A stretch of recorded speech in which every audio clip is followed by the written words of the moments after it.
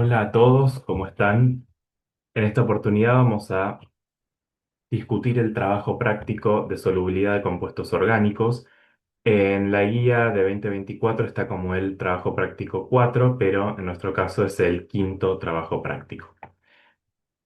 En este TP, como objetivos, tendremos que comprender las variables que determinan la solubilidad de los compuestos orgánicos en distintos solventes, es decir, interacciones intermoleculares y distintos procesos que puedan influir, y también evaluar la solubilidad y miscibilidad de distintos compuestos orgánicos en diferentes solventes. Este TP, creo yo, es uno de los más importantes de la materia, ya que no solo sirve para lo que es química orgánica, sino que también les va a servir a ustedes en el futuro en otras materias. Entonces, es importante que le presten bastante atención. Bien, como materiales vamos a estar usando tubos de ensayo para realizar los ensayos de solubilidad de los distintos compuestos. Vamos a tener pipetas tanto graduadas como pipetas Pasteur, la perita o propipeta para cargar los volúmenes y la gradilla para sostener los tubos. Es importante que ustedes en STP traigan alrededor de 10 tubos de ensayo para poder realizar en forma más cómoda los distintos ensayos sin tener que estar limpiando tanto. Entonces recuerden traer tubos de ensayo. Y acá tenemos una lista de los compuestos químicos, solventes y reactivos que vamos a estar utilizando en el TP. Em, para obtener resultados correctos y evitar confusiones es importante realizar los ensayos de solubilidad de la manera adecuada. Para eso, lo que nosotros hacemos es realizar los ensayos a temperatura ambiente, o sea, estamos viendo solubilidad a temperatura ambiente, y es importante agitar la mezcla en forma vigorosa durante 30 segundos antes de efectuar la observación. Entonces yo tengo que agitar fuerte el tubo una vez que hice el agregado de la sustancia que quiero ver si se disuelve durante medio minuto antes de ver el resultado. Bien. En el caso de ensayos de solubilidad de un compuesto sólido, vamos a usar un tubo de ensayo limpio y seco. Siempre se usan tubos de ensayo limpio y seco al realizar un ensayo. En el cual tenemos que colocar 30 miligramos de la sustancia a ensayar, del compuesto sólido a ensayar, y añadimos lentamente 1 mililitro del medio en el que queremos ver que se disuelva. Acá dice solvente, pero bueno, ese medio puede ser un agua, un medio acuoso ácido básico o un solvente orgánico. Entonces añadimos ese mililitro del medio en el que queremos ver si se disuelve y después agitamos en forma vigorosa, tal como yo les conté anteriormente. Si la sustancia no se disuelve completamente en esas condiciones, se la considera insoluble. Entonces yo ahí voy a tener que ver, una vez que hice el agregado del sólido y le agregué el mililitro del medio en el que quiero ver que se disuelva, tengo que ver más o menos cuánto sólido tengo yo en el tubo. Entonces tener ese registro visual. Después de hacer la agitación, durante la agitación vigorosa durante medio minuto, tengo que ver si es que queda masa del sólido en el tubo, si más o menos es la misma cantidad o una cantidad menor a la que tenía inicialmente. Si yo veo disolución total, bueno, ahí consideramos directamente que es soluble. Si bien el ensayo nos habla de 30 miligramos, nosotros no tenemos balanzas para medir con esa precisión, eh, o que sean tan sensibles para medir esas cantidades tan chicas, y lo que usamos es una punta de espátula pequeña, es decir, de las espátulas de metal chicas que ustedes tienen, lo que hacemos es cargar una cantidad de sólido tal que llene solamente la punta de la espátula. Que eso se considera que son alrededor de 30 miligramos. Es importante no usar un exceso de sólido porque si no podemos llegar a resultados erróneos. Entonces, justamente vamos a estar siempre usando esa punta de espátula. Y bueno, más allá de que no tenemos las balanzas, el TP demoraría mucho tiempo si en cada caso tuviéramos que pesar. Entonces, bueno, esa punta de espátula, que son estimativamente alrededor de 30 miligramos, nos va a servir para realizar los ensayos. Y siempre el mililitro del medio en el que yo quiero ver que se disuelve. Bien. Por otro lado, tenemos el ensayo de solubilidad de un compuesto líquido. Aquellos compuestos que sean líquidos vamos a proceder de manera distinta. También necesitamos un tubo de ensayo limpio y seco, eso siempre. Y en el mismo se coloca primero el mililitro de, acá dice solvente, que sería del medio en el que yo quiero ver si ese compuesto líquido se disuelve. Entonces hago ese agregado de 1 mililitro y después agrego 2 gotas con una pipeta Pasteur del compuesto a ensayar, o sea, del compuesto líquido a ensayar. Y ahí agito bien, es decir, agito vigorosamente por medio minuto. Es importante destacar que en los casos donde coexisten dos fases líquidas incoloras, a menudo es difícil distinguir los límites entre ellas. Claro, a veces cuando tengo dos fases líquidas que no tienen color, poder ver bien la interfase y ver que son dos fases distintas puede llegar a ser complicado. Y si yo no puedo ver bien la interfase, podría llegar a un resultado erróneo. Por eso hay que agitar el tubo de manera vigorosa y si efectivamente hay dos fases distintas que no se mezclan, la solución se enturbia. Es decir, yo veo turbidez en el tubo. Y eso me está indicando que hay dos fases líquidas que no se están mezclando y por lo tanto el líquido, el compuesto líquido que yo estoy ensayando es insoluble en ese medio en el que estoy haciendo el ensayo. Em, bien. Y bueno, puede pasar que si las dos fases líquidas inmisibles tuvieran el mismo índice de refracción, no se vería también la turbidez, pero bueno, no es el caso de los compuestos que nosotros vamos a evaluar. Entonces, yo ahí puedo tener dos resultados, o sea, si al agregar las 2 gotas del compuesto líquido a ensayar, agito y veo una solución completamente límpida, em, ahí el resultado que tengo es que el líquido, el compuesto líquido es soluble en ese medio, y si yo veo turbidez es que no es soluble. Bien. Recolección de datos. Lo que nosotros vamos a tener en este trabajo práctico es algo muy parecido a lo que tuvimos en el primer TP, en el de operaciones unitarias, que son estaciones de trabajo. O sea, en cada mesada, cada una de las mesadas que tenemos, las 5 mesadas, va a haber distintos grupos de compuestos, distintas partes del TP. Por lo tanto, ustedes van a ir rotando en grupos por las distintas mesadas. Es importante que permanezcan con el grupo con el que estaban originalmente para poder asegurarse de hacer todas las partes que corresponden, que constituyen el TP. Entonces tenemos que para los ensayos de las partes A, B, C, D y E, que son las 5 partes del TP, es importante indicar la estructura química del compuesto, el grupo funcional en la forma disuelta y el resultado del test de solubilidad en cada condición ensayada, soluble e insoluble, fundamentando el comportamiento individual y comparado. Es decir, ustedes tienen que conocer de cada uno de los compuestos em, lo que es la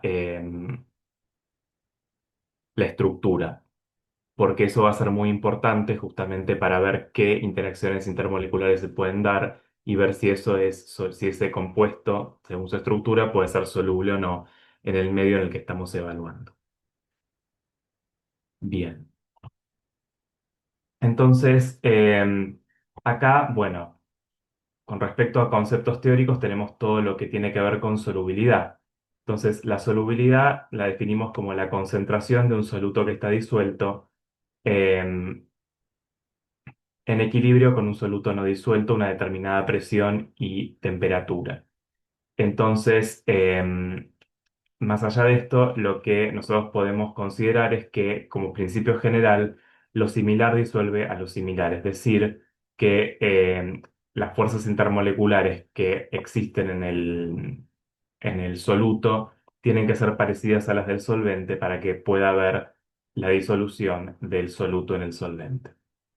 Sin embargo, esa solubilidad va a estar también determinada por interacciones moleculares que se establezcan en soluto y solvente. Entonces, eso quiere decir que, bueno, no, Lo de lo similar disuelve lo similar, eso a veces no se lo puede tomar tan general. Y lo que uno tiene que ver es justamente analizar esas interacciones intermoleculares que puede haber entre soluto y solvente, que son las que definen si va a ser soluble o no. Para que un compuesto sea soluble, este tiene que separar a las moléculas de solvente, es decir, interaccionar con las moléculas de solvente, las cuales esas moléculas de solvente se reorganizan para formar una especie de caja de solvente en la que queda la molécula de soluto, em, digamos, de manera más estable, lo que conocemos como solvatación.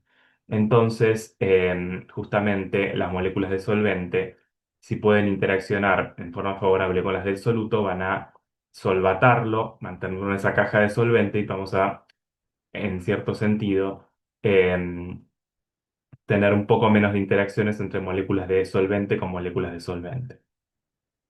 Y bueno, para esto es necesario ver las características estructurales de las estructuras químicas de soluto y solvente. Un compuesto A se va a disolver en un solvente B si las fuerzas de atracción entre A y A, es decir, entre las del compuesto, las moléculas del compuesto que quiero evaluar consigo mismo, y las de B con B, o sea, del solvente, las moléculas del solvente consigo mismo, son superadas por las fuerzas de atracción entre A y B. Entonces, ahí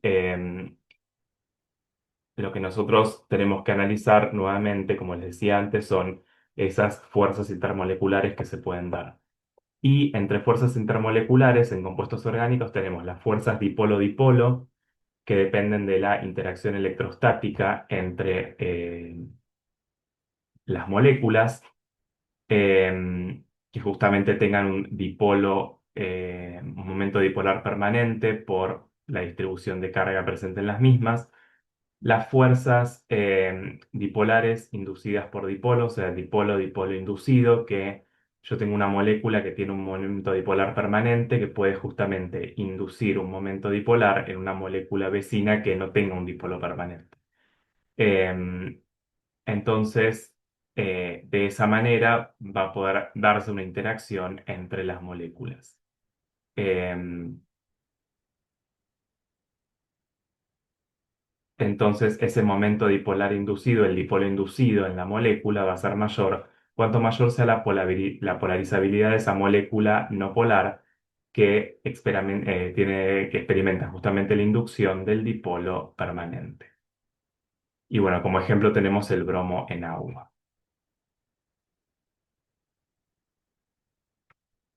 Después tenemos las fuerzas dipolares que están inducidas por dipolos instantáneos.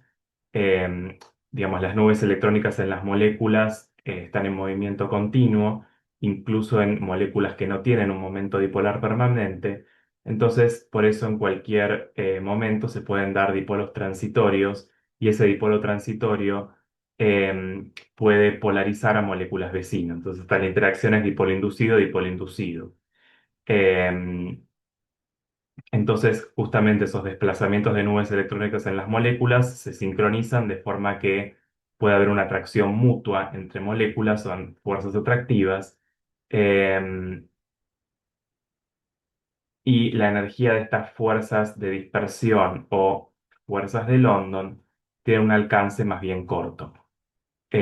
Si bien sí son universales para todas las moléculas, son las únicas importantes, estas fuerzas de London, en lo que son interacciones de moléculas no polares. Y después tenemos, bueno, los enlaces de hidrógeno, que es un tipo especial de interacción dipolo-dipolo, justamente por la polarización el átomo de hidrógeno cuando está unido a un átomo muy electronegativo como oxígeno o nitrógeno. Entonces, esa densidad de carga positiva del átomo de hidrógeno, que está unido a oxígeno o nitrógeno, permite establecer una interacción bastante fuerte con lo que va a ser el par de electrones no compartidos de átomos electronegativos como oxígeno, fluoro, nitrógeno, cuando estén a una distancia y ángulo adecuados. Y bueno, es importante también saber que entre las moléculas pueden coexistir distintos tipos de fuerzas intermoleculares, Por lo tanto, la solubilidad va a ser el resultado de la prevalencia de una o de otra y de la interacción con el solvente. Eh, y justamente en este TP lo que queremos ver es cómo esas diferencias estructurales en los distintos tipos de compuestos determinan una variabilidad en la solubilidad frente al mismo solvente por los tipos de interacciones que se pueden dar. Bien. Entonces, en la primera estación que ustedes van a tener es la parte A, que lo que les propone es comparar la solubilidad en agua, es decir, medio acuoso neutro en agua, em, de compuestos que tienen el mismo grupo funcional y distinto número de átomos de carbono. Entonces acá vamos a estar analizando lo que es la influencia del largo de la cadena carbonada en la solubilidad en agua. Vamos a ensayar con metanol, por un lado un grupo de alcoholes y por otro lado un grupo de ácidos carboxílicos. Como alcoholes tenemos metanol, isopropanol, alcohol isoamílico, alcohol cetílico, que es el 1-hexadecanol, y el benzidrol, que es el difenilmetanol. Yo acá les pongo las estructuras: metanol, isopropanol, alcohol isoamílico, alcohol cetílico y benzidrol. Y por otro lado, en el caso de los ácidos carboxílicos, ácido acético y ácido benzoico. Entonces, fíjense acá que en el caso de los alcoholes tenemos em, el mismo grupo, el OH, que está presente en todos, pero lo que varía es el largo de la cadena carbonada. Y en el caso de los ácidos carboxílicos, tenemos el mismo concepto, o sea, el grupo carboxilo está presente en los dos, y en el caso del benzoico tenemos una cadena carbonada más importante que en el caso del acético.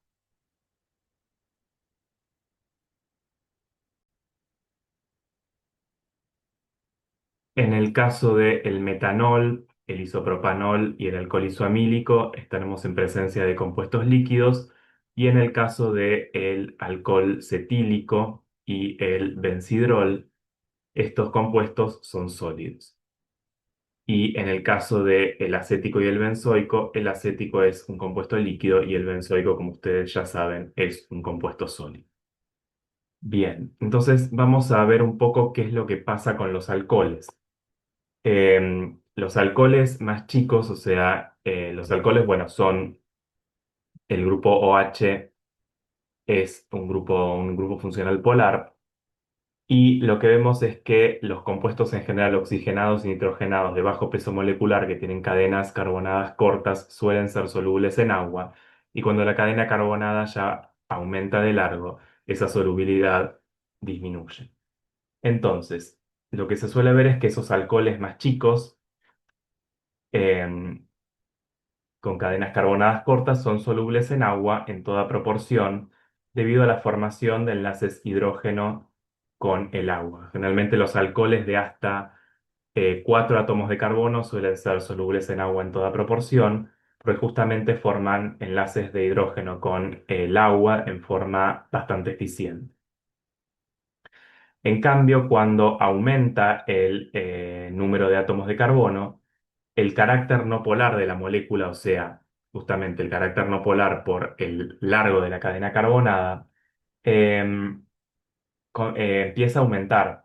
Justamente predomina ese carácter no polar de la cadena alquílica y por lo tanto el carácter hidrofóbico, dificultando la interacción de la molécula con las moléculas de agua. Entonces ahí la solvatación de esos alcoholes de cadena carbonada larga o importante va a ser más complicado, y lo que vamos a ver es un predominio de las fuerzas de London entre las cadenas carbonadas de la molécula de los alcoholes de cadena larga con sigo mismos. Entonces, ya, digamos, para un alcohol como el alcohol isoamílico, la solubilidad en agua va a ser relativamente baja, y lo mismo con los otros dos. Em, Eso igualmente ustedes lo van a evaluar cuando hagan el ensayo, pero lo que uno puede predecir desde antemano es eso.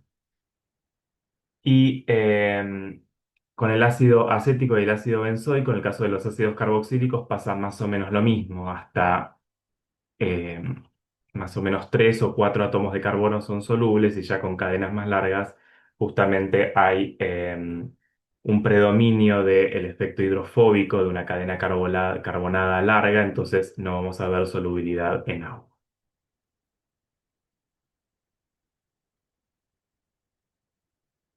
Bien, entonces es importante que ustedes conozcan todas estas estructuras y que en base a las estructuras puedan justificar por qué se observa lo que se observa a nivel solubilidad.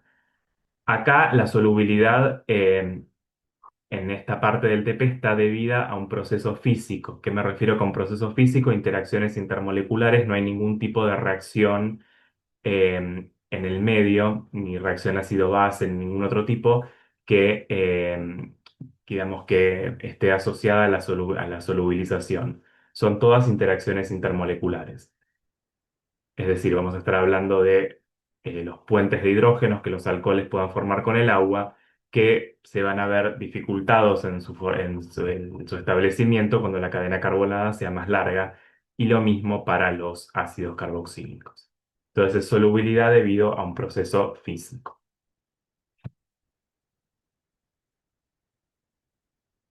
Bien, eso sería la parte A, que ahí teníamos en la parte A, mismo grupo funcional, distinto número de átomos de carbono. Ahora en la parte B vamos a hacer al revés. Comparamos también solubilidad en agua, medio acuoso neutro, en agua, de compuestos con similar número de átomos de carbono. Ahora el largo de las cadenas carbonadas se mantiene igual y distinto grupo funcional. O sea, vamos a ver qué pasa al ir variando de grupo funcional. Y tenemos estos distintos compuestos: ciclohexano, ciclohexeno, ciclohexanol, ciclohexanona, cicloxilamina, todos compuestos de 6 átomos de carbono. El fenol y la adenina también tienen 6 átomos de carbono. Y como compuestos, bueno, con distintos átomos de carbono, por ahí, acá, son distintos en cuanto a la tendencia, pero también está bueno evaluarlos: el ácido benzoico con 7 átomos de carbono y el betanaftol. Y acá yo les pongo las estructuras de los compuestos a evaluar: ciclohexano, ciclohexeno, ciclohexanol, ciclohexanona y cicloxilamina.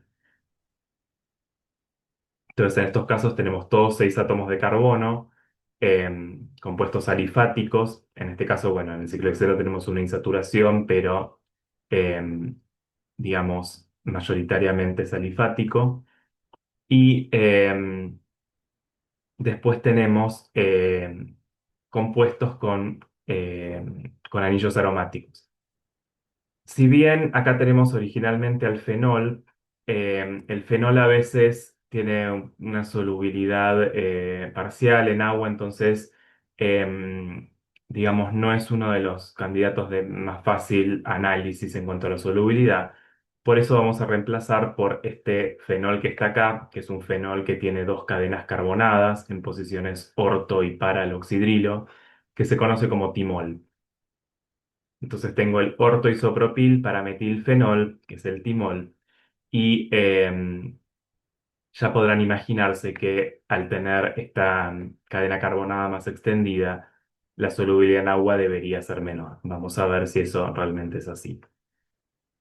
Em, Bien, entonces acá, digamos, tenemos que ver qué pasa justamente al ir variando el grupo funcional.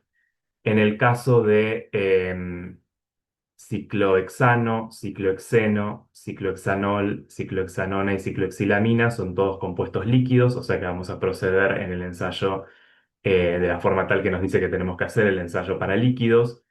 Eh, el fenol es un sólido, el timol también es un sólido. El fenol no lo vamos a estar tratando, es un sólido con un carácter ceroso, un punto de fusión bajo, pero en definitiva es un sólido. El timol es sólido, el benzoico es sólido, la anilina es líquida y el betanaftol es un sólido.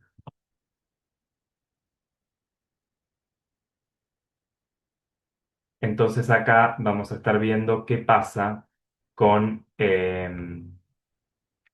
los grupos funcionales, es decir, si esos grupos, estos distintos grupos funcionales, cómo afectan a la solubilidad teniendo un átomo, una cantidad de átomos de carbono medianamente similar.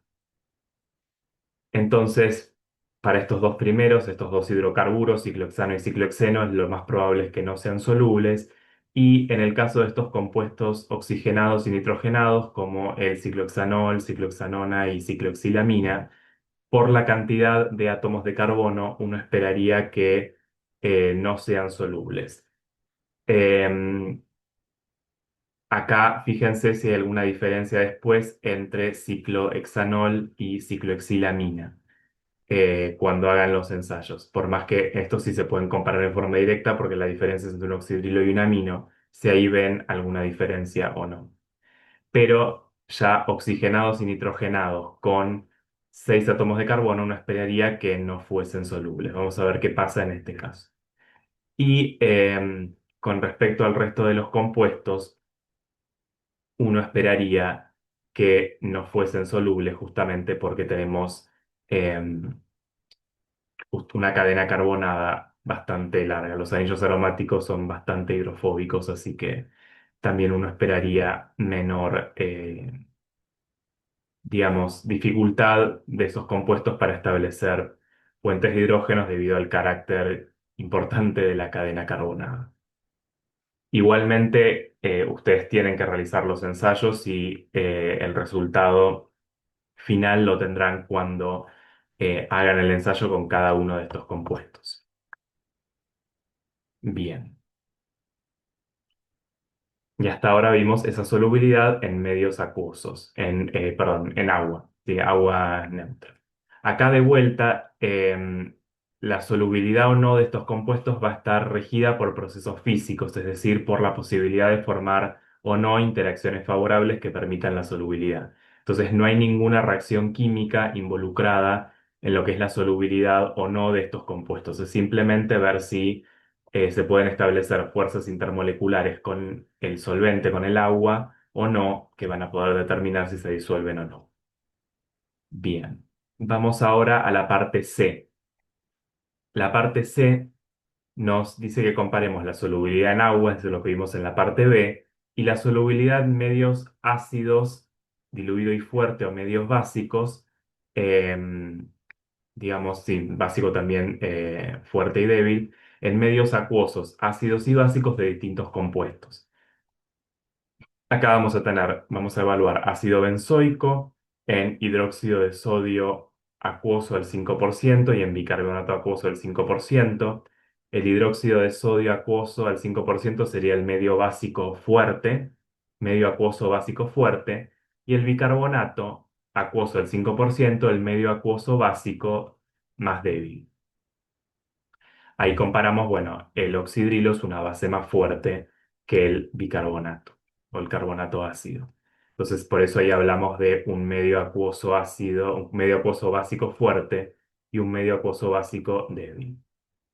Después tenemos el betanaftol, que también lo vamos a evaluar en esos dos medios, a ver qué pasa. Y por último, la anilina en clorhídrico acuoso del 5%, que sería un medio acuoso ácido fuerte, y el buffer acético acetato de pH 5,5, que sería el medio acuoso ácido débil. Entonces, acá, en esta parte C, vamos a estar viendo solubilidad mediada por reacciones ácido-base. Entonces, acá ya vamos a tener un proceso químico involucrado en lo que es la solubilidad. Acá les pongo la estructura de los compuestos a evaluar: benzoico, betanaftol y anilina. Y acá, si ustedes se fijan, estos grupos funcionales tienen características ácidas y básicas. O sea, el grupo carboxilo es un grupo ácido, son el ácido, lo que conocemos como ácidos carboxílicos, ácidos orgánicos fuertes. El naftol es un fenol, oxidrilo unido a anillo aromático. Habíamos visto ya en seminarios que eso tenía carácter ácido, justamente que al desprotonar ese oxidrilo, la carga negativa se puede deslocalizar en el anillo aromático y eso estabiliza la base conjugada. Por lo tanto, los fenoles tienen carácter ácido y son ácidos orgánicos débiles. Ácidos carboxílicos son lo que conocemos como ácidos orgánicos fuertes y fenoles como ácidos orgánicos débiles. Por supuesto que un ácido carboxílico es débil en comparación con un ácido inorgánico mineral como el clorhídrico, el sulfúrico, el nítrico. Los ácidos minerales son muchísimo más fuertes, por supuesto, pero bueno, dentro del ámbito de los ácidos orgánicos, tenemos los ácidos carboxílicos, que son los ácidos orgánicos fuertes, y los fenoles, los ácidos orgánicos débiles. Y después tenemos la anilina, que es una amina aromática, eh, y en contraposición tendríamos las aminas alifáticas, es decir, cuando el NH2 está unido a una cadena alifática en vez de estar unido a un anillo aromático. Las aminas alifáticas, como por ejemplo, no sé, trietilamina, etilamina, etcétera, se las considera bases orgánicas fuertes porque justamente en ese caso, cuando yo tengo el grupo amino unido a una cadena alifática, tengo el par de electrones del nitrógeno bastante disponible para una protonación, digamos, sí, para captar un hidrógeno. Em, en el caso de las aminas aromáticas, el carácter básico es menor porque justamente el par de electrones del nitrógeno también puede interaccionar con los electrones del sistema pi del anillo. Entonces va a ser atraído en parte o va a interaccionar con el sistema pi del anillo y esos electrones en una amina aromática del NH2 unido a anillo aromático, ese par de electrones no va a estar tan disponible para captar un protón. Por eso es que las aminas aromáticas son bases más débiles que las aminas alifáticas. Entonces ahí también podemos hacer algo parecido que lo que habíamos hecho con ácidos carboxílicos y fenoles y hablar de las aminas alifáticas, es decir, cuando el grupo amino está unido a una cadena alifática, hablar de bases orgánicas fuertes y cuando hablamos de aminas aromáticas, como es el caso de acá de la anilina, hablar de bases orgánicas débiles. Nuevamente, las aminas siempre van a ser bases débiles con respecto a lo que es el hidróxido de sodio. Eso desde ya. Lo que son los hidróxidos inorgánicos, como bueno, hidróxido de sodio, hidróxido de potasio. Pero bueno, en el ámbito de la química orgánica, de las bases orgánicas, que son digamos, hay otros compuestos, pero básicamente serían las aminas. Tenemos aminas alifáticas como bases orgánicas fuertes y aminas aromáticas como bases orgánicas débiles. Entonces vamos a ver un poquito qué es lo que pasa con estos compuestos. El ácido benzoico es un ácido carboxílico. Como ácido carboxílico tenemos el equilibrio. Esto es, desde el punto de vista general, comparado con los ácidos inorgánicos, un ácido débil. Entonces, vamos a tener que la desprotonación no es completa, sino que esto está a un equilibrio. Tenemos el equilibrio entre la forma protonada y la forma desprotonada, que sería el benzoato con el hidrógeno. Y esto es el comportamiento clásico de los ácidos débiles, hablando de ácidos en general. Entonces, ¿qué va a pasar cuando yo exponga el benzoico a una base fuerte, a un medio acuoso básico fuerte? Ese medio acuoso básico fuerte va a poder desprotonar el benzoico y llevarlo a la forma desprotonada, el benzoato, que al estar cargado y ser una especie cargada puede interaccionar en forma mejor con el agua por interacciones electrostáticas, se puede solvatar. Justamente el tener una carga ayuda a la solubilidad en agua y esto va a estar soluble en medio acuoso. El oxidrilo al protonarse queda como agua. Entonces acá yo tengo una reacción ácido-base que me está justificando la solubilidad. En el caso de utilizar bicarbonato, digamos, esta reacción ya también la conocen, porque bueno, es la que se usa también como ensayo de caracterización. El bicarbonato como base también va a desprotonar a un ácido carboxílico, lo va a llevar a la forma carboxilato, la forma desprotonada, que es soluble en agua, formándose agua y dióxido de carbono, que es el burbujeo que ustedes ya conocen. Entonces, acá lo importante ver es que lo importante que hay que ver es que los ácidos carboxílicos pueden desprotonarse con los dos medios básicos, con el medio acuoso básico fuerte y el medio acuoso básico débil.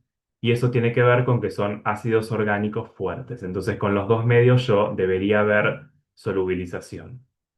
Entonces, cuando hagan el ensayo, tengan en cuenta eso y a ver qué es lo que observan. Bien. Y después tenemos el caso del naftol. El naftol también, como compuesto, como grupo funcional con carácter ácido, los fenoles también tienen un equilibrio parecido al que teníamos con los ácidos, es decir, un equilibrio que es típico de los ácidos débiles, si hablamos de ácidos en general. Entonces tenemos la desprotonación, que obviamente no va a ser total, justamente al ser un ácido débil. Entonces el naftol en forma protonada está en equilibrio con el naftóxido, lo que sería la base conjugada, y el protón. Entonces, este equilibrio da cuenta de que también es un compuesto que tiene carácter ácido. Bien, entonces acá estamos en presencia de un ácido orgánico, pero débil. Ese ácido orgánico débil va a poder ser desprotonado por un medio acuoso básico fuerte, como es el oxidrilo. Entonces, el oxidrilo va a desprotonar al fenol y me lo va a llevar a la forma desprotonada de fenóxido, en este caso naftóxido porque o beta-naftóxido porque es naftol. Entonces, yo lo que debería observar es que el betanaftol en un medio acuoso básico fuerte se debería disolver y justamente esa solubilidad está dada por un proceso ácido-base, por una reacción química. Acá ya, digamos, no estamos hablando de una solubilidad por interacciones intermoleculares, sino por un proceso ácido-base. Es decir, lo que sí va a interaccionar en medio acuoso que se va a disolver es esto, el naftóxido que va a interaccionar por interacción vía ion dipolo. Un anión, que es el naftóxido este, interaccionando con los dipolos permanentes del agua. O sea, la interacción a nivel de interacciones termoleculares va a estar dada por esto, que es lo que justifica la solubilidad. Pero antes hay un proceso ácido-base, una reacción química que permite la solubilidad. Bien. Y después tenemos el caso del bicarbonato. El bicarbonato es medio acuoso ácido débil. Y lo que ocurre es que al ser una base más débil que el oxidrilo, no le alcanza la potencia como base para desprotonar a un ácido débil, como un ácido orgánico débil como es el fenol. Entonces lo que nosotros deberíamos observar es que en solución de bicarbonato, el naftol no se disuelve. Y fíjense que esto me permite diferenciar entre ácidos orgánicos fuertes y ácidos orgánicos débiles. Los ácidos orgánicos fuertes se van a disolver tanto en solución de hidróxido de sodio como en solución de bicarbonato, es decir, en el medio acuoso básico fuerte y en el medio acuoso básico débil. En cambio, el ácido orgánico débil, los fenoles, se van a disolver solamente en el medio acuoso básico fuerte. En el medio acuoso básico débil no voy a ver solubilidad. Entonces, justamente esa es la razón por la que se usan estas dos soluciones básicas, para justamente poder distinguir entre uno y otro. O sea, desde el punto de vista general, para poder distinguir entre ácidos carboxílicos y fenoles. Bien, y después tenemos la anilina, que la anilina ya habíamos dicho que es un compuesto con carácter básico.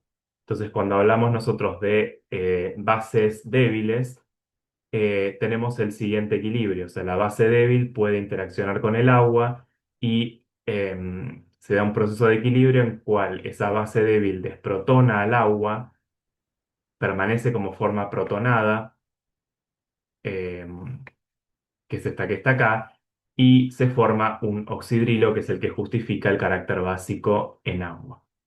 Entonces, acá esta forma cargada va a ser esta forma cargada efectivamente va a ser soluble porque al tener una carga estamos hablando de un catión que puede interaccionar vía interacciones ion-dipolo, o sea, el catión con el dipolo del agua, sí, con el dipolo del agua, y por lo tanto solubilizarse. Entonces, la anilina, o sea, las aminas, este es el carácter básico, esta ecuación, este equilibrio, denota el carácter básico de las aminas. Bien, yo les había dicho que las aminas aromáticas, en este caso la anilina, que es justamente la que representa ese grupo, con un medio acuoso ácido fuerte, que es el clorhídrico. El 5% del ácido clorhídrico es un ácido mineral, es un ácido fuerte. En ese medio, la anilina tendría que protonarse. O sea, ese medio acuoso ácido fuerte va a lograr protonar a la base orgánica débil, que es la anilina. Y de esa manera tener el anilonio, que es este catión que está acá, que es la forma protonada, y justamente la que se va, la forma soluble. Entonces acá tenemos también solubilidad por un proceso ácido-base. Y es justamente el catión anilonio, este el que interacciona en forma de interacciones intermoleculares favorables, que es las fuerzas, las interacciones ion-dipolo con el agua. Bien, y si ahora usamos un medio ácido débil, que es el buffer acético acetato, ese medio acuoso ácido débil no llega a protonar a una base orgánica débil como es la anilina. Entonces, ahí yo no debería haber solubilización y debería haber justamente, debería estar viendo que no se disuelve, o sea, dos fases. La anilina es justamente líquida, entonces lo que voy a ver es turbidez. Y acá lo que nosotros necesitaríamos esta es la anilina, una base orgánica débil, y como base orgánica fuerte, nosotros necesitaríamos una amina alifática. Em, que ahí lo que nos vendría, lo que nos resultaría mejor sería una amina alifática, em, digamos que sea insoluble en agua. Em, Bien, entonces yo, por ejemplo, debería probar con algo como esto. Por ejemplo, supónganse que yo tengo esta amina,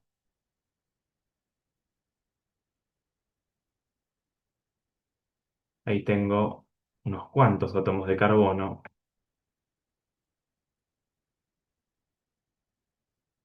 Acá yo estaría teniendo uno, 2, 3, 4, 5, 6, 7, 8 átomos de carbono. Em, Entonces, con una amina alifática como esta, insoluble en agua, esta amina sí sería una base orgánica fuerte que se debería disolver tanto en el medio acuoso ácido fuerte como en el medio acuoso ácido débil.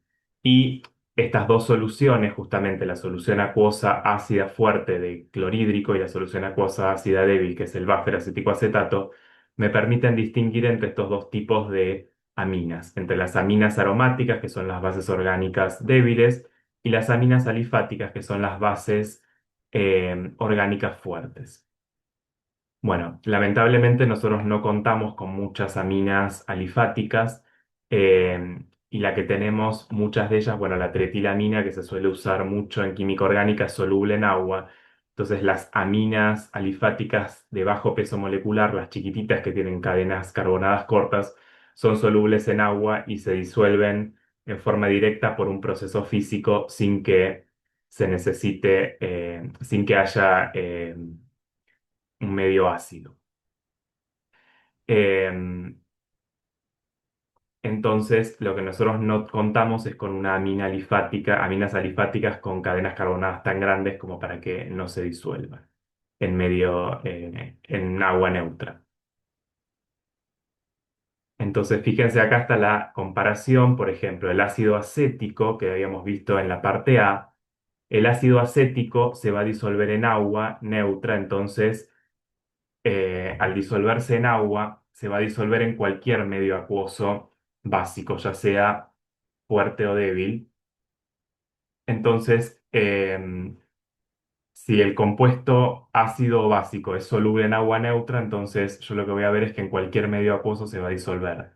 En cambio, bueno, el benzoico en agua no se va a disolver, pero sí se va a disolver en los dos medios ácidos.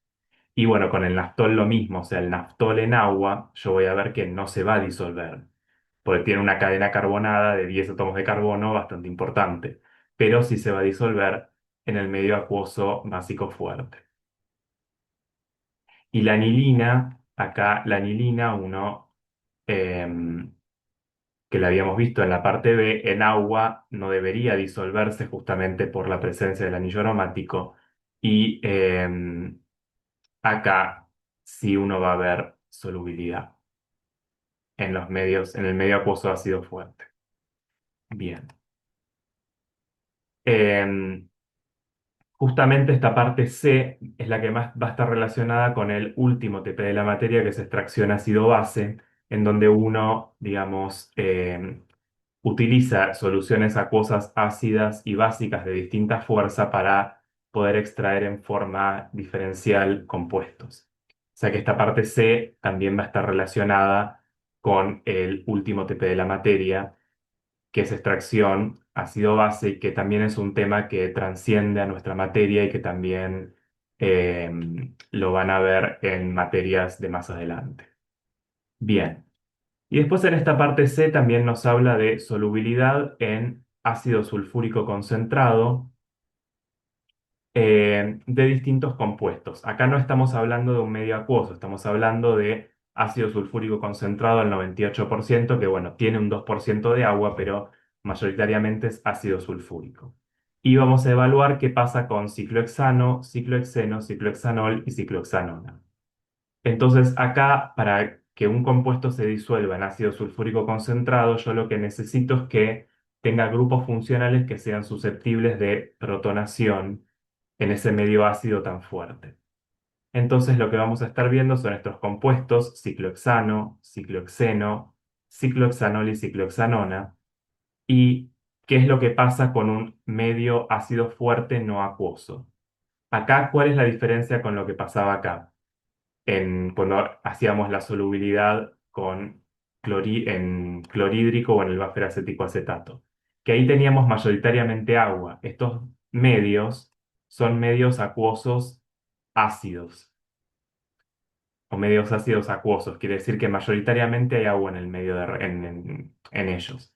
En cambio, acá en el ácido sulfúrico concentrado nosotros no tenemos agua, hay muy poquito de agua y es un medio ácido muchísimas veces más fuerte. Entonces acá lo que tengo que ver es si estos grupos funcionales pueden eh, o no justamente interaccionar con ese medio ácido tan fuerte, un medio ácido no acuoso. Y acá, bueno, en el caso del ciclohexano, que es un alcano, no tenemos un grupo funcional que se pueda protonar, entonces lo que uno esperaría es que no se disuelva. En el caso de los dobles enlaces, sí, porque digamos, nosotros sabemos que los dobles enlaces pueden interaccionar con protones y protonarse para formar un carbocatión. O sea que uno en principio esperaría que esto se protone para formar este carbocatión de acá, y ese carbocatión, al ser una especie cargada, se va a poder interaccionar con las moléculas de ácido sulfúrico y solubilizarse. Después tenemos los alcoholes. Un alcohol, si bien los alcoholes alifáticos, como este que está acá, son compuestos neutros y en medio acuoso no se protonan, en un medio ácido muy fuerte, no acuoso, este OH puede actuar como base y protonarse y dar lugar a un catión oxonio, que eran estos cationes donde teníamos oxígeno con carga positiva, hidrógeno 2. Y este catión va a poder solubilizarse en el medio de ácido sulfúrico porque interacciona con las moléculas de ácido sulfúrico. Y finalmente, el ácido sulfúrico es un compuesto polar. Y finalmente, en la ciclohexanona, acá tenemos un carbonilo de cetona. El oxígeno del carbonilo de cetona, al igual que pasa con el oxidrilo en el alcohol, tiene pares de electrones que en un medio ácido muy fuerte pueden protonarse y dar lugar a esta especie que está acá, que sería un carbonilo protonado. Fíjense que ahí tengo el hidrógeno unido al oxígeno, el oxígeno con carga positiva, y esta especie catiónica también puede disolverse en lo que es el ácido sulfúrico.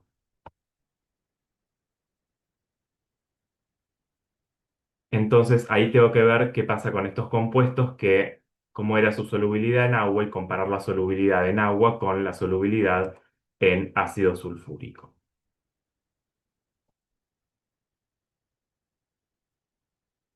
ustedes también van a encontrar que todos estos ensayos de solubilidad tradicionalmente se realizaban en lo que era una cascada de solubilidad para clasificar a los compuestos en distintos grupos de solubilidad, que es como se veía antes el TP.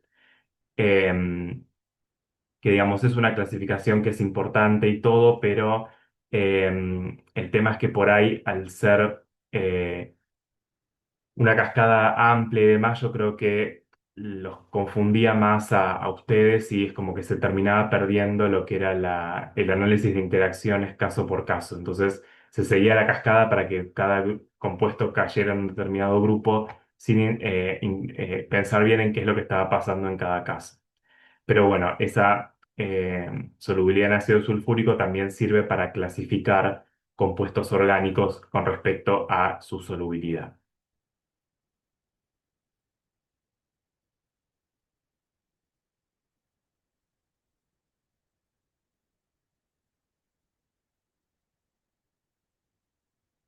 Entonces, de esta forma queda terminada la parte C.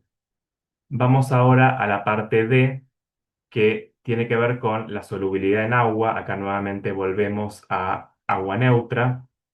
eh, la solubilidad en agua de compuestos de interés biológico. Que esto, de nuevo, también es importante porque son compuestos que van a ver más en detalle en otras materias. Entonces, ahí vamos a ver qué es lo que puede estar presente en esos compuestos para que sean solubles o no en agua. Entonces vamos a estar analizando glucosa, fenilalanina, que en realidad acá la vamos a estar reemplazando por triptofano, ya que no sé si contamos con tanta fenilalanina, pero bueno, un aminoácido, tenemos la glucosa, que es un azúcar, un hidrato de carbono, una hexosa, fenilalanina o triptofano, que son aminoácidos, ácido oleico, que es un ácido graso, y colesterol, que es un lípido no saponificable. Entonces, vamos a estar analizando la solubilidad en agua de vuelta. Estos compuestos son todos sólidos, eh, entonces va a ser punta de espátula en el mililitro de agua. Y después lo que nos dice es, bueno, ¿cómo espera que sea la solubilidad de la glucosa en estos medios, en distintos medios acuosos? Y después dice, bueno, qué solvente se utilizaría para solubilizar colesterol y ácido oleico. Y acá lo que yo les muestro es la estructura de estos compuestos de interés biológico. Acá tenemos lo que sería la estructura de Fischer de la glucosa, que es la forma abierta de la glucosa, que suele estar presente, suele estar así cuando está en estado sólido. Y en medio acuoso, los azúcares tienen tendencia a ciclarse, es decir, a tener una reacción interna del grupo oxidrilo de un grupo oxidrilo con el grupo aldehído, y estar en esta forma que se conoce como hemiacetálica. Hemiacetálica porque tenemos que este carbono de acá, que es el carbono del aldehído, está como acetal, es decir, como hemiacetal, es decir, unido a un oxígeno y unido a un oxidrilo. Y en medio acuoso, la glucosa tiende a estar en esta forma. Eh, Fíjense que es un compuesto que tiene gran cantidad de grupos oxidrilo. eh, entonces, por más que tenga 6 carbonos, tenemos por cada carbono un oxidrilo. Entonces, eso lo más probable es que este compuesto sea bien soluble en medio acuoso, ya sea en agua neutra como en otros medios ácidos. Entonces ahí ustedes, bueno, también van a poder probar qué pasa en medios acuosos, ácidos y básicos, que uno en principio esperaría que si es soluble en agua, también se disuelva en esos otros medios, no porque hay un proceso ácido-base, porque acá son todos alcoholes alifáticos, sino simplemente porque es soluble en agua. Después tenemos los aminoácidos, acá tenemos la fenilalanina y acá al triptófano. Esta es la forma neutra de cada uno de los aminoácidos. En general, lo que se observa a pH fisiológico es que eh, el grupo amino está protonado y el grupo carboxilo desprotonado en lo que se conoce como forma zwitteriónica.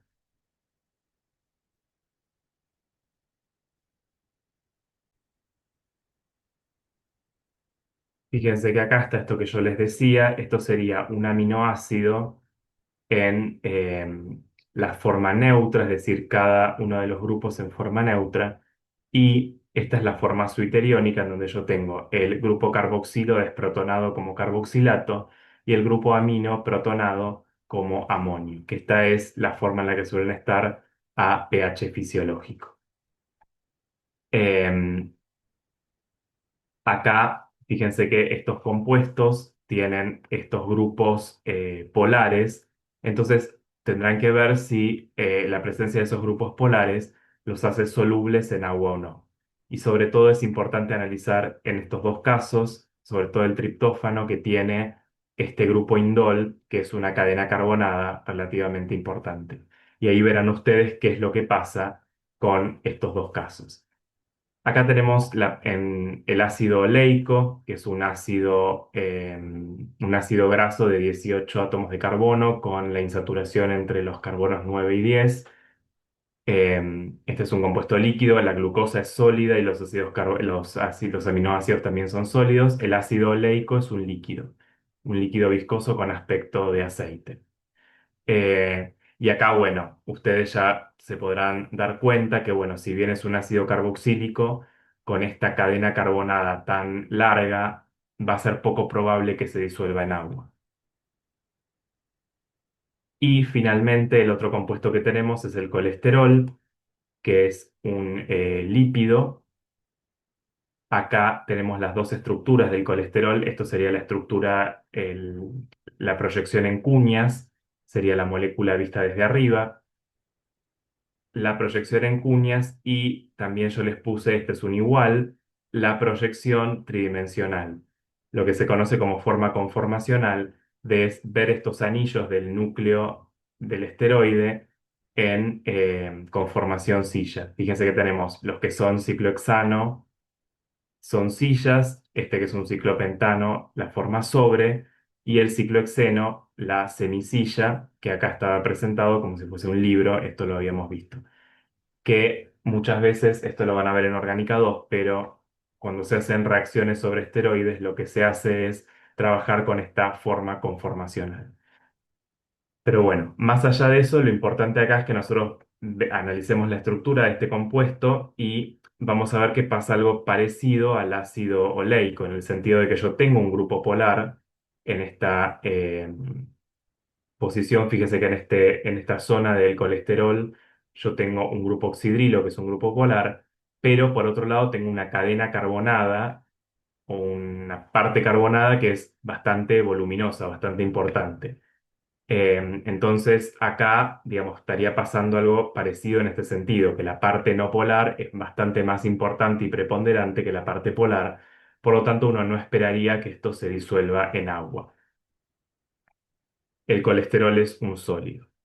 Y justamente nos dice qué solvente se utilizaría para disolver esos dos y lo más probable es que lo más útil para disolver esos compuestos son solventes orgánicos no polares, como por ejemplo cloruro de metileno. Y generalmente los lípidos se conoce como, bueno, lípidos, la definición general son compuestos que están presentes a nivel biológico, que cumplen funciones biológicas importantes, que no son solubles en agua, sino que se disuelven en solventes orgánicos poco polares. Y bueno, el caso de estos dos, que son lípidos, en cloruro de metileno, por ejemplo, se disuelven sin mayor problema. No sé si tenemos cloruro de metileno en el laboratorio, por ahí si hay pueden hacer el ensayo y verificarlo. Pero bueno, si no sepan que ese es el solvente más adecuado para disolver este tipo de compuestos. Bien,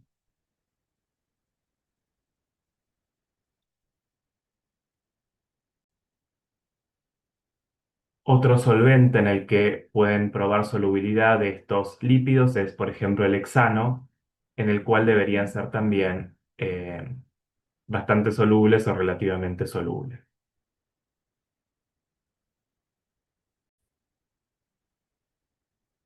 Bien, y llegamos ahora a la parte E del trabajo práctico que nos habla de comparar solubilidad, que sería dos gotas en un mililitro, o sea, acá vamos a estar comparando solubilidad de compuestos líquidos y miscibilidad de los siguientes compuestos.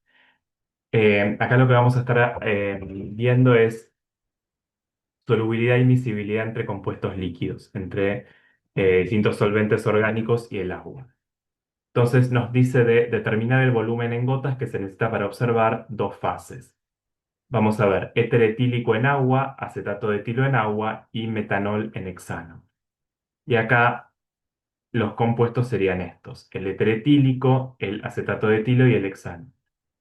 Fíjense que tenemos, en el caso del éter etílico, es un compuesto oxigenado con 4 átomos de carbono, em, que es cierto, bueno, es un éter.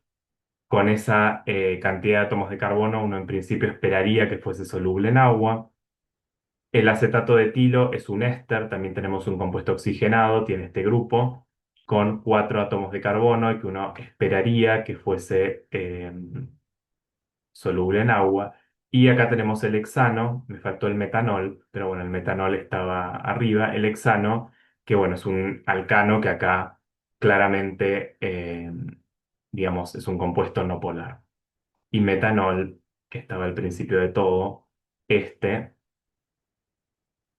que va a ser un compuesto soluble en agua. Igual acá lo que nos dice es comparar la solubilidad del hexano, eh, del metanol en el hexano. Entonces, acá tenemos que considerar ciertas cuestiones que las diferencian entre solubilidad y miscibilidad. Entonces, dos líquidos van a ser miscibles entre sí.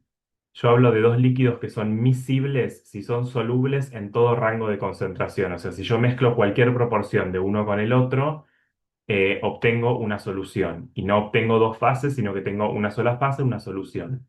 Ahí hablamos de dos líquidos que son miscibles.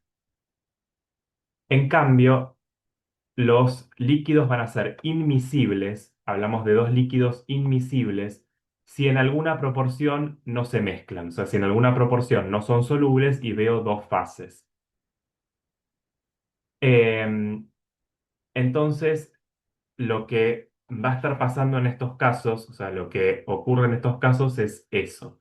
Estos compuestos en general, éter etílico, acetato de etilo, no son compuestos que sean miscibles con el agua. Si ustedes averiguan, van a ver que no son miscibles con el agua, pero sí tienen una solubilidad. O sea, son solubles en un rango de concentración determinado, es decir, cuando hay poco. Por eso lo que les dice es que ustedes agreguen em, 2 gotas de éter etílico en agua y 2 gotas de acetato de etilo en agua y ahí vean lo que pasa. Entonces, si yo ahí veo que se disuelve, es que es soluble en esas condiciones. También nos dice que el ensayo de éter etílico en agua lo hagamos al revés. Al revés no, perdón. Mezclando directamente dos volúmenes similares. Entonces, acá lo que ustedes van a tener que hacer es primero el éter etílico en agua, o sea, tienen el mililitro de agua y le agregan 2 gotas de éter etílico y ven qué pasa. Y después sigan agregando gotas de éter etílico, agreguen de a una gota, agitan en forma vigorosa y ven qué pasa. Agregan otra gota, agitan en forma vigorosa y ven qué pasa. Entonces, lo que ustedes tienen que determinar es la cantidad de gotas que tienen que agregar para observar dos fases. Cuando yo agregue las dos primeras gotas de cada uno en agua, seguramente voy a ver solubilidad, o sea que es soluble en esa proporción, pero yo voy a tener que aumentar, si yo aumento la cantidad de gotas y agito, ahí tengo que ver hasta qué punto se disuelven. Entonces ahí hablamos de que ya los dos líquidos no serían miscibles.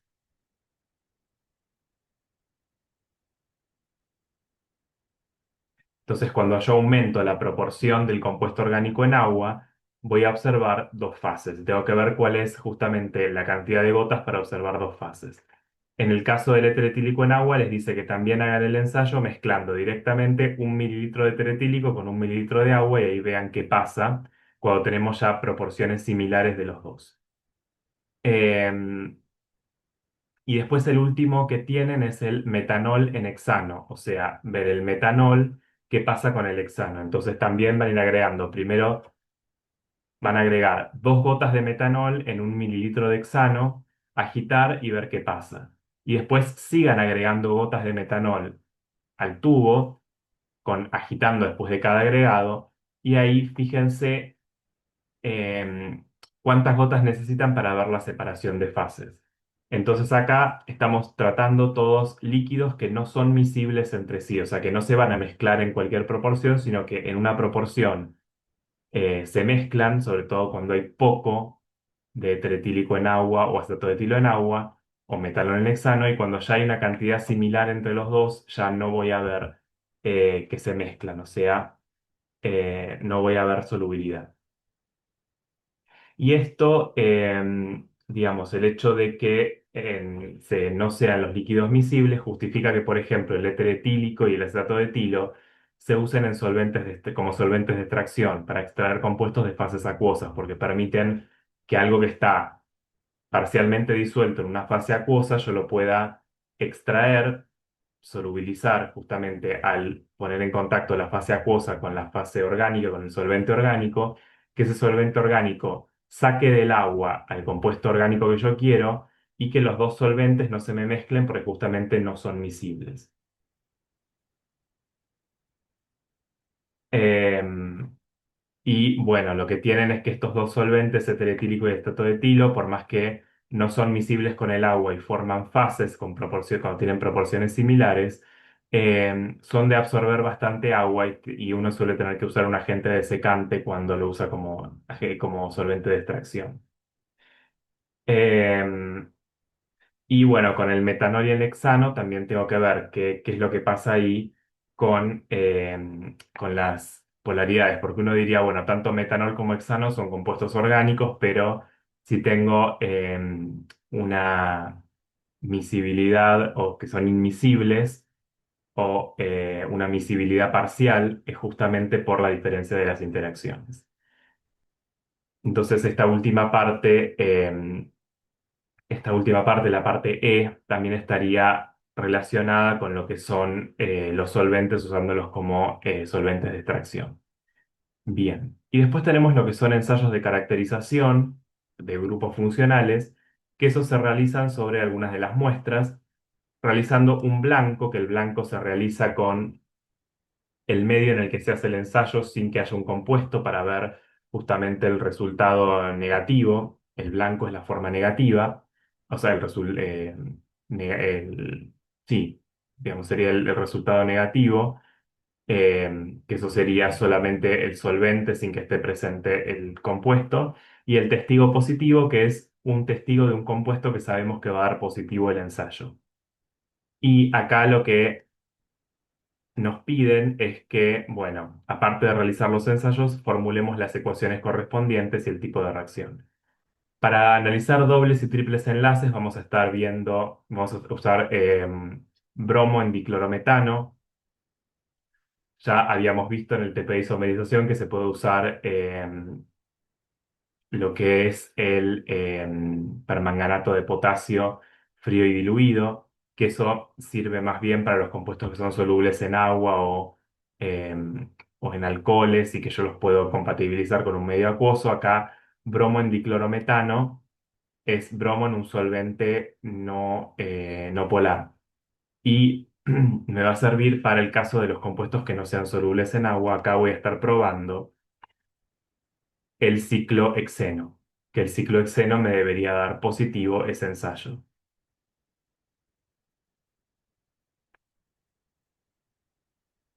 Bien, después tenemos los ensayos de alcoholes, que es el reactivo de Jones. El reactivo de Jones es el trióxido de cromo.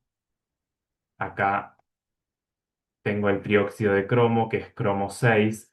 Ese cromo 6 se va a estar, los compuestos de cromo 6, tengo un cromo en un número de oxidación muy alto, son oxidantes, y lo que hacen es oxidar a los alcoholes a aldehídos, en el caso de los alcoholes primarios, y acetonas en el caso de los alcoholes secundarios. Los alcoholes terciarios no reaccionan, y los compuestos de cromo 6 como el trióxido de cromo o el ácido crómico, son de color naranja, y después el cromo se reduce a cromo 3, que es de color verde oscuro. Entonces yo lo que veo es un cambio de color de naranja a verde oscuro si la reacción es positiva. En el caso de bromo en diclorometano, el bromo en diclorometano es de color rojizo, y si yo veo que el enlace, el ensayo es positivo, lo que veo es decoloración, que es el color pasa de rojo a incoloro. Acá en el reactivo de Jones tengo una solución de color naranja, y si es positivo, tengo que ver que el color se vuelve verde o que se forma un precipitado verde también. Y acá en cuanto a alcoholes, nosotros, bueno, podemos probar con los distintos alcoholes que tenemos. eh, Pueden hacer un ensayo positivo con etanol y, bueno, probar qué pasa con estos distintos alcoholes.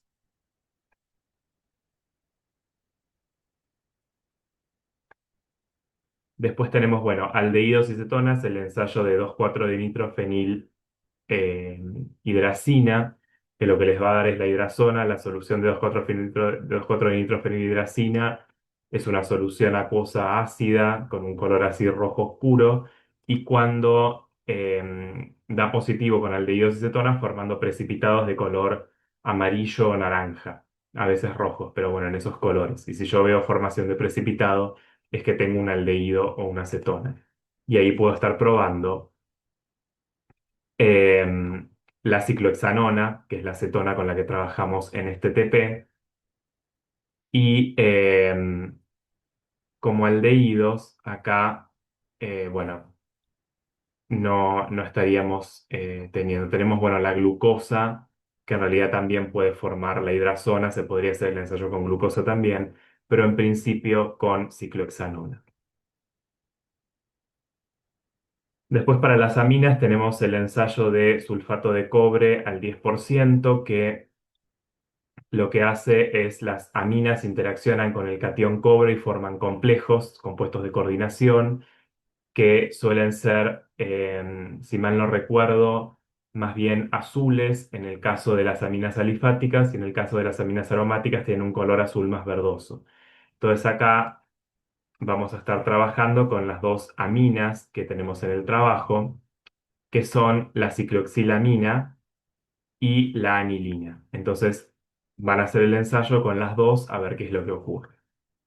Y después tenemos para fenoles el ensayo de cloruro férrico, que acá también es un ensayo en el que se forma un compuesto de coordinación porque los oxidrilos de fenol coordinan con el hierro para formar complejos de color rojizo, algunos, bueno, perdón, compuestos violetas, suelen ser violetas, pero algunos tienen un color un poco más rojizo. Pero en general el complejo que se forma con fenoles es violeta. Y acá, bueno, van a estar probando el timol, que es lo que pasa con el timol y con el naftol.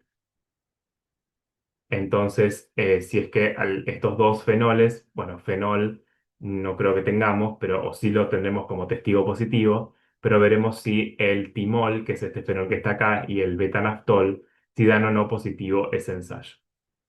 Bien. Y finalmente, para otra cosa que hay que tener en cuenta que es importante son los descartes.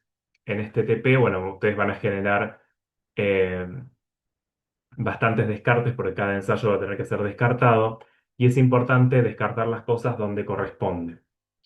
Nosotros vamos a tener un descarte acuoso básico donde vamos a tener que se descartan los ensayos de solubilidad en agua con eh, cicloxilamina y anilina, es decir, las anilinas en agua van a ir al descarte acuoso básico, y también los ensayos que hayan sido realizados con soluciones acuosas básicas.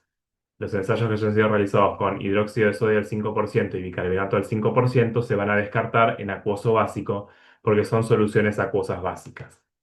Y en el caso de los ensayos con agua sola, el ensayo con cicloxilamina y con anilina. Después tenemos el descarte acuoso ácido, que acá voy a descartar los ensayos en agua de alcoholes, ácidos y Después el resto de los compuestos, o sea, ciclohexano, ciclohexeno, ciclohexanol, es decir, todo lo que no sean las aminas, lo voy a descartar, esos ensayos en agua, en medio acuoso, descarte acuoso ácido. Y también los ensayos que sean en soluciones acuosas ácidas, como el clorhídrico al 5% y el buffer acético acetato de pH 5,5, todas los ensayos que se hagan con esos dos medios acuosos ácidos van a ir también a medio acuoso ácido. Y el resto de los ensayos en agua de compuestos también van ahí. Después tenemos un descarte, acá no es acuoso, acá sáquenle el acuoso, es un descarte de ácido fuerte, que es el descarte de los ensayos que se hacen en ácido sulfúrico, que eso no se tira en agua porque el ácido sulfúrico en agua reacciona bastante violento, entonces lo que se hace es tener un descarte en particular para todos los ensayos que se hagan en ácido sulfúrico, que eran estos ensayos de acá. Estos ensayos que ustedes hagan en ácido sulfúrico van a tener su propio descarte, que eso va a estar en la campana, el ácido sulfúrico también va a estar en la campana. Y después tenemos el descarte orgánico no halogenado, que son los ensayos de solubilidad en hexano. Acá, una cosa que me olvidé de decirles, bueno, así como ustedes en los compuestos de interés biológico, así como ustedes probaban la solubilidad en agua, también es interesante que prueben solubilidad en hexano, sería como el solvente orgánico menos polar con el que solemos trabajar, solubilidad en hexano de estos compuestos, tanto de la glucosa, del triptófano o fenilalanina del aminoácido, del ácido oleico y del colesterol.